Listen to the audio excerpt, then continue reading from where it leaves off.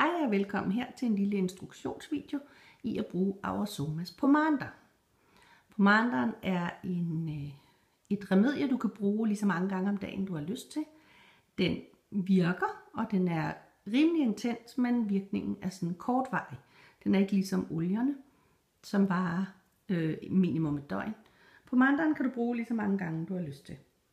Natalie står her med den turkise pomander. Det kan du ikke se, der står, men det gør der. Og Natalie vil vise dig her, hvordan man bruger dem. Man tager låget af og kommer 3 dråber i venstre håndflade.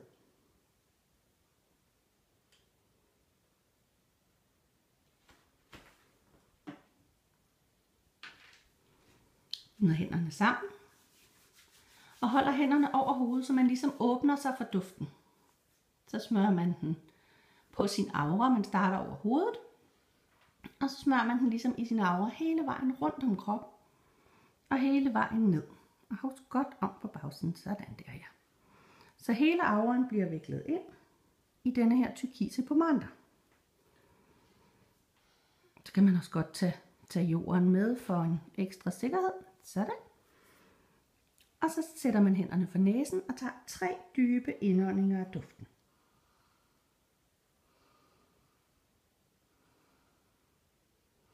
Og den turkise, som Natalie her har brugt, den stimulerer kreativitet og munterhed og glæde.